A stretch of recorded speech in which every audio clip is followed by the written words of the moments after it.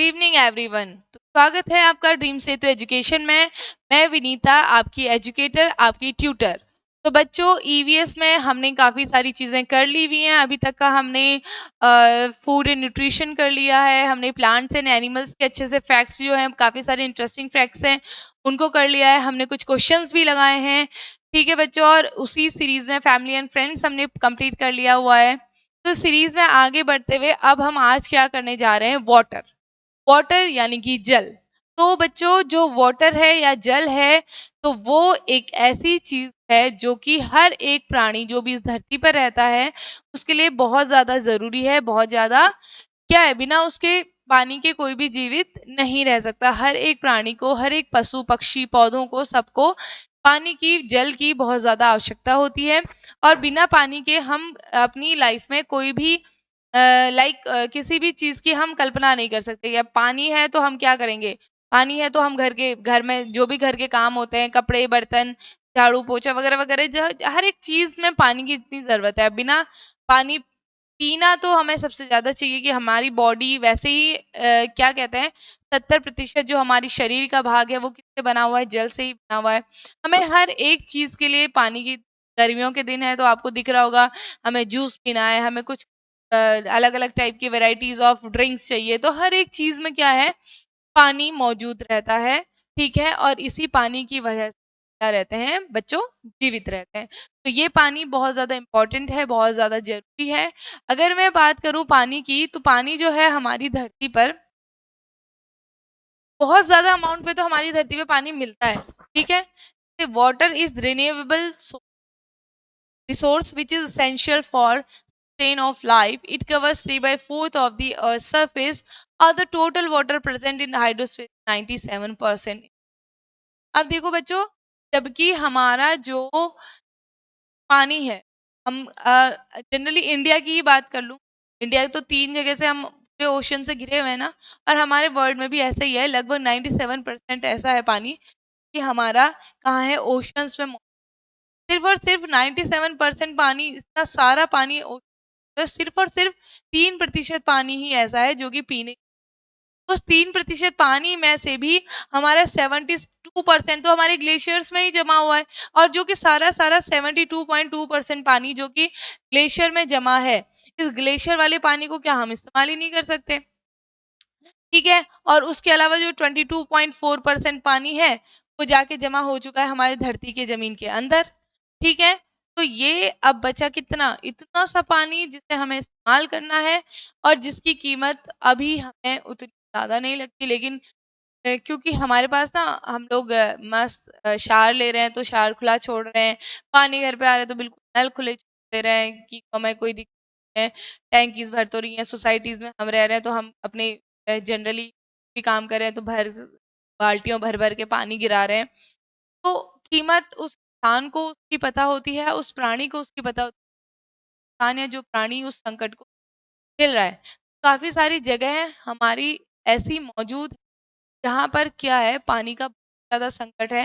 लोगों को पानी स्टोर करके रखना पड़ता है, और ऐसे रखना पड़ता है कि वो आगे 1 हफ्ते तक का पूरा अपना काम चला सकें। ठीक है, ये बहुत सारी ऐसी चीज़ें हैं। अभी इसी पे ना गवर्नमेंट भी काम कर रही है, इसी तर्ज पे अभी जो गवर्नमेंट, अगर मैं बात करूँ ना, हाँ मुझे पॉइंट याद आया, गोवा। गोवा सरकार क्या कर रही है, मतलब उन्होंने क्या किया हुआ है कि भैया हर एक प्रति व्यक्ति जो है 55 लीटर पानी उसे डेली प्रदान किया जाए। तो अलग-अलग स्कीम्स हैं, गवर्नमेंट चलाती रहती है, कुछ-कुछ चीज़ें हैं।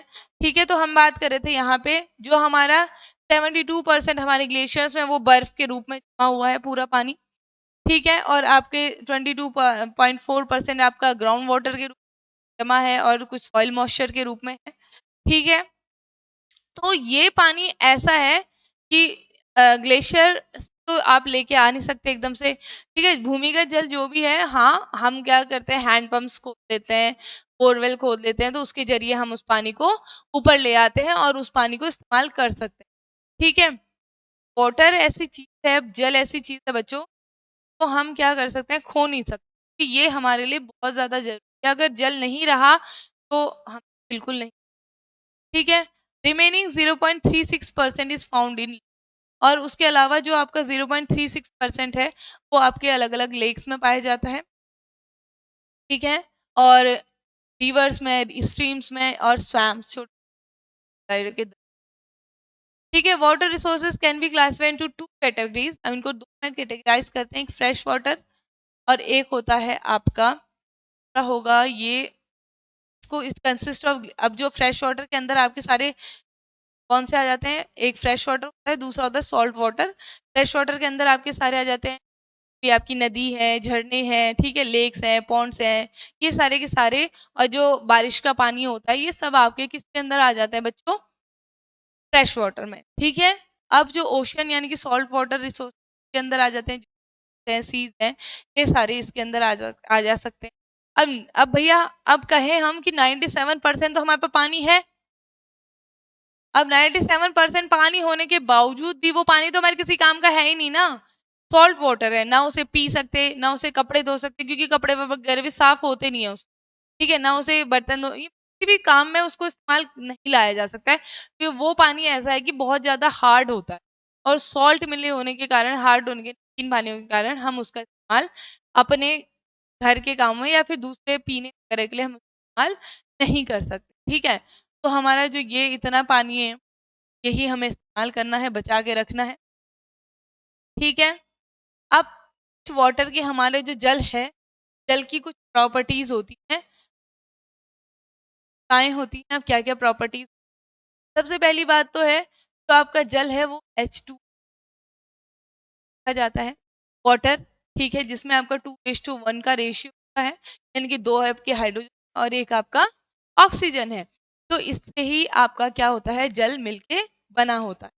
अब water is a compound made up of hydrogen and it is found in all three state. अब आपका जो पानी ही एक ऐसी चीज है जो आपका तीनों स्टेट, मतलब यहाँ पे बात हो रही है पदार्थ की अवस्थाओं की, पदार्थ की अवस्थाएं जो आपके सॉलिड, लिक्विड और गैस हैं, ठोस, द्रव और गैस, इन तीनों में आपकी इसकी बात कर रहे हैं हम, ठोस, द्रव और गैस की बात कर रहे हैं, ठीक है। तो ठोस के रूप में हमारे पास बर्फ के रूप में आपकी वो रहती है पानी मौजूद, और जल के रूप में लिक्विड में आपका रहता है, और तीसरा आपकी पेपर फॉर्म में आपका क्या रहता है, पानी रहता है वाष्प के रूप में, ठीक है। तो इन तीनों के रूप में हमारा पानी हमारे पास सॉलिड, लिक्विड और गैस, इन तीनों के रूप में हमारे पास रहता है, और आसानी से वो कन्वर्ट होता है। अब जो आपका डेंसिटी है हमारे पानी की, सबसे ज्यादा वो डेंसिटी होती है, इसको याद रखना। तो अगर एग्जाम में ये क्वेश्चन पूछा जाए तो सीधे आंसर करेंगे, ये एग्जाम में पूछा गया क्वेश्चन है, 4 डिग्री सेल्सियस जो होती है आपकी डेंसिटी है पानी की, तो याद रखना।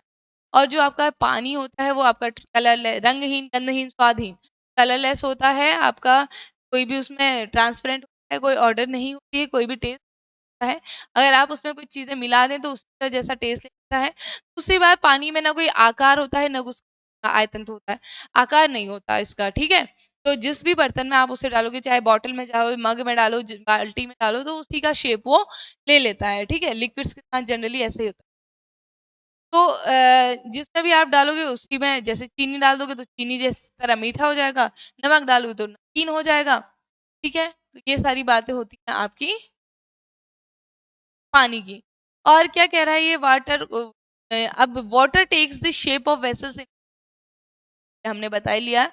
अब आपका वाटर इवेपोरेट हो जाता है और गैसियस फॉर्म में कन्वर्ट हो जाता है, और फिर उससे लिक्विड फॉर्म में कन्वर्ट होता है, इवेपोरेशन की प्रोसेस, ठीक है। Cloud formation takes place by the process of evaporation, evaporation की जो आपकी प्रोसेस, जब आपका पानी होता है बदल जाता है, कि आपका लाइक आपकी जो कह सकते हैं, जैसे सपोज करो ये आपकी यहाँ पे, एक मिनट, सपोज करो यहाँ पर ये आपका क्या है, तरह टाइप का पानी वाटर है, ठीक है।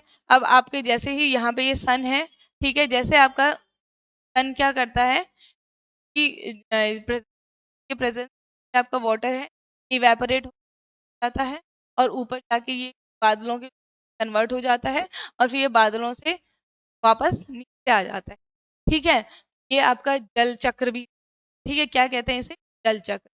तो कंडेंसेशन वापस नीचे पानी आ जाता है, लिक्विड कन्वर्ट हो जाता है, पानी बारिश के रूप में आपका वापस धरती पे आ जाता है, ऐसा ही चीज रहती है। फिर आपके नदी नाले, जो भी आपके ओशियंस, पानी ऊपर जाता है, इवेपोरेट होके बादल बन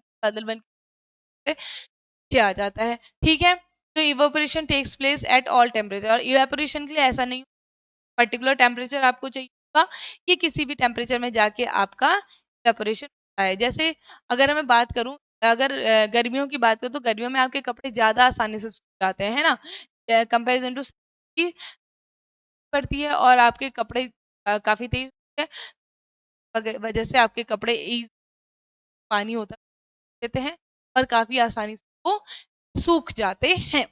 ठीक है, तो ये बात हो गई आपकी कि इवेपोरेशन की। इवेपोरेशन यानी कि पानी का भाप बन के या वाष्प बन के उड़ जाना, क्या करते हैं, इवेपोरेशन कहते हैं। ठीक है, अब इसके बाद अगली बात मैं करूं, अगर वाटर को कूल करा जाए 0 डिग्री सेल्सियस पे, अब इस इतना याद रखना, एक दो चीजें आपको याद रखनी है। चीजें, एक है आपका डिग्री से कम टेम्परेचर हो जाएगा तो आपका पानी है वो बर्फ में बदल जाएगा। ठीक है, और दूसरा आपका 100 डिग्री सेल्सियस, ज्यादा पानी गर्म करोगे, ये आपको क्या कर दोगे, ये बॉईल करने, आपका पानी भाप में परिवर्तित हो, ज्यादा ठंडा हुआ तो ये आइस में परिवर्तित लग जाए, टेम्परेचर जाएगा तो पानी आपका बर्फ में बदलने लग जाएगा, और अगर 100 सेल्सियस में आपका पानी बॉईल होने लग जाएगा। ठीक है, आप लोग इसको समझ गए, मतलब 0 डिग्री पे जम जाएगा, 0 डिग्री से और कम टेम्परेचर हुआ तो जम जाएगा, और 100 डिग्री टेम्परेचर से ऊपर जाएगा तो पानी आपका क्या होने लग जाएगा, स्टार्ट बॉईल होने, यानी कि उबलने लग जाएगा, भाप में परिवर्तित होने लग जाएगा। ठीक है, on cooling water below 0 degree Celsius freezing starts to take place, जब हम पानी को ठंडा करने लगेंगे 0 डिग्री सेल्सियस पे तो वो क्या करने लगेगा, फ्रीज होना स्टार्ट हो जाएगा। When due to decrease in temperature, gaseous and vapor form of water converts into liquid। अब जो भी गैसेस और वेपर फेज हैं, जो भी सारी चीजें हैं, वो क्या करने लग जाती हैं, आपकी टेम्परेचर को अगर आपने कम कर दिया तो वो आपकी कन्वर्ट होने लग जाती है लिक्विड में, और the process of is called condensation, और इस प्रोसेस को हम यहाँ पे बोलते हैं बच्चों कंडेंसेशन की प्रोसेस। ठीक है, तो ये बारिश लाने का कारण यही है। Died ground water is a universal solvent. अब देखो यूनिवर्सल सॉल्वेंट वाला जो बात यहाँ पे कह रहा है, सार्वभौमिक विलायक है, यूनिवर्सल सॉल्वेंट है। इसका मतलब ये है बच्चों, जो सार्वभौमिक विलायक या यूनिवर्सल सॉल्वेंट है वो आपका कैसे है, क्योंकि वाटर में लगभग लगभग सारी चीजें आपकी घुल जाती हैं, वाटर में सारा, जल में आपका सारा कुछ घुलता है, इसीलिए हम इसे सार्वभौमिक विलायक यानी कि यूनिवर्सल सॉल्वेंट कह रहे हैं। इसमें कैपेसिटी होती है ये कि काफी अलग अलग टाइप के आपके सब्सटेंसेस को इसमें घोल सकता है, तो वाटर को हम एक बेस्ट सॉल्वेंट के रूप में जान सकते हैं। Things that have density more than water, एक बहुत इंपॉर्टेंट और बहुत अच्छा सा क्वेश्चन यहाँ पे बनता है इसमें। ऐसे सारे के सारे मटेरियल या फिर जो भी ऐसी चीजें हैं जिनका सब्सटेंसेस, जो कि जिनका क्या है, घनत्व यानी कि डेंसिटी जो कि पानी से ज्यादा है, जिसका घनत्व वाटर से ज्यादा हो जाएगा वो पानी में डूब जाएगा, सिंक कर जाएगा, और जिसका घनत्व पानी से कम होगा वो पानी के ऊपर तैरेगा। जैसे एग्जांपल के लिए मैं देखूं, आपको बताऊं, जैसे आपने ये पानी है, ठीक है, अब पानी में आपने डाल दिया ऊपर से ऑयल के ड्रॉप्स, तो ऐसे ऐसे ड्रॉपलेट्स ऊपर ऊपर तैरने लगती है ना बच्चों, तो ये जो ड्रॉपलेट्स ऊपर ऊपर तैर रही हैं, यही ड्रॉपलेट्स हैं जो कि आपको बता रही है, तेल की ड्रॉपलेट्स हैं जो कि बता रही हैं कि तेल का जो घनत्व है, डेंसिटी है, वो पानी के घनत्व से कम होता है, इसीलिए जो भी आपकी ये ड्रॉपलेट्स हैं ये ऊपरी सतह पर रह जाती है, नीचे अंदर नहीं जाती हैं, तो इसीलिए हम कहते हैं ये आपकी क्या हो रही है, इसका घनत्व ज्यादा है और इस कम है, और पानी का घनत्व इससे ज्यादा है। ऐसे ही अगर बात करते हैं क्या अलग अलग चीजों की, जैसे वुडन बोट है, ठीक है, ये फ्लोट कर जाएगी, आयरन शिप डूब जाएगा आपका, एम्प्टी प्लास्टिक बॉटल घूमेगी, एम्प्टी बॉल घूमेगा पानी में, ऊपर तैरेगा, ice and soap with soap case float in water, ये आपका सोप और ये बर्फ है वो तैरेगी। तो अब बर्फ, हाँ, बर्फ के साथ भी एक और बात है, बर्फ का टुकड़ा भी कभी भी आपका क्या होता है, वो पानी के ऊपर तैरता है, ठीक है बच्चों, वो डूबता नहीं है, क्योंकि जो बर्फ का घनत्व है वो पानी के घनत्व से कम होता है, इसीलिए।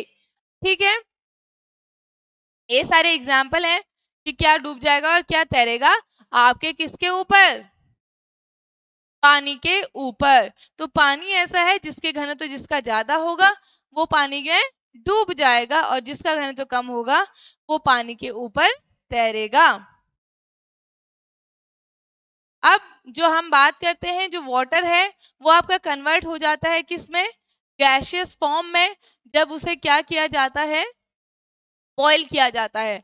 और boiling takes place at very specific temperature, और जो आपकी बॉइलिंग है वो काफी स्पेसिफिक टेम्परेचर पे लेती है। It occurs in the whole water mass while evaporation took on the expose water surface. और बॉइलिंग के लिए आपको देखो, कभी एक और चीज याद रखना, कई बार ना आप जैसे चपाती बनाते हैं, ठीक है, चपाती बनाते हैं तो गैस की फ्लेम से आपका हाथ अचानक से आप देखते हैं हाथ जल गया, अगर आप चिमटे का इस्तेमाल नहीं कर रहे हैं, तो क्या होता है, जो गैस की फ्लेम है ना उससे आपका हाथ इतना नहीं जलता, जितना हाथ अगर वो रोटी फट गई बीच में से तो उससे जो अंदर से हवा निकली है उससे आपका हाथ जल जाता है। ठीक है, क्यों ऐसा क्यों होता है, जो उसमें एनर्जी होती है ना वो बहुत ज्यादा हीट एनर्जी होती है उसमें, जिसकी वजह से हमारा हाथ काफी आसानी से जल जाता है। तो कभी भी ये ध्यान रखना, जैसे पानी है, पानी से उतना हाथ नहीं जलेगा जितना अगर वाटर वेपर जो बहुत ज्यादा गर्म है, ठीक है, उससे आपका हाथ जल सकता है। ठीक है, extra heat required while evaporation does not need any external source of energy. ठीक है, तो ये बात हो गई आपकी किसकी, बॉइलिंग और इवेपोरेशन की। अच्छा, इसके साथ साथ मैं आपको एक और चीज बता दूं बच्चों, एक होता है आपका सब्लिमेशन। अब सब्लिमेशन क्या होता है, इसको भी समझना बहुत ज्यादा जरूरी है। सब्लिमेशन, अब आपने घरों में ना अपने पेरेंट्स को जनरली देखा होगा, वो क्या करते हैं, आपके पकड़ेंगे कुछ कुछ छोटी छोटी सी ऐसी बॉल्स होती, नेपथलीन बॉल्स देखी होंगी आपने, कपड़ों के अंदर रखते हैं।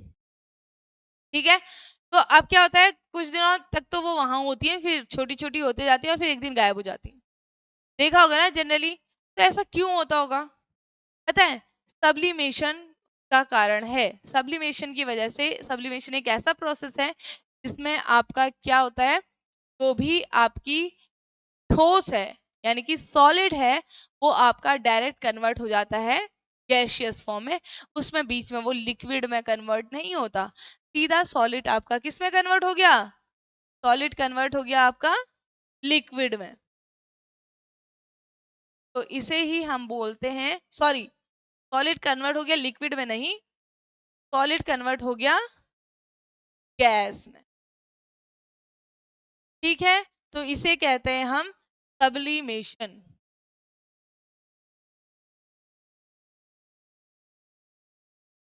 ये प्रोसेस है सब्लिमेशन की, ये कई बार क्वेश्चन बच्चों पूछा जाता है, सब्लिमेशन की प्रोसेस क्या है, क्या डायरेक्ट ठोस अवस्था से गैस अवस्था में बदलने वाली प्रोसेस को क्या कहा जाता है, तो आपको पता होना चाहिए, इसे सब्लिमेशन कहा जाता है।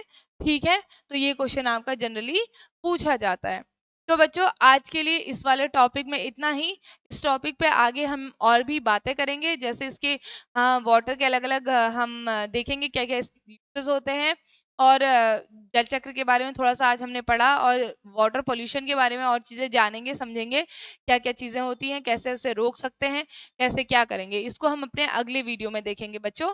तब तक के लिए पढ़ते रहिए, इसको एक बार रिवाइज कीजिए, क्या क्या चीजें इसके अंदर थी देखिए, और इसको समझिए क्या क्या सारी कुछ चीजें इसके अंतर्गत आती हैं। ठीक है बच्चों, तो हमसे जुड़े रहिए, हमारे साथ सीखते रहिए, सीटेट कैसे क्वालिफाई करना है हमसे जानते रहिए। तब तक के लिए हमारे वीडियोस को लाइक भी कीजिए, सब्सक्राइब भी कीजिए, ठीक है, और शेयर भी कीजिए ज़्यादा से ज़्यादा। और थैंक यू सो मच।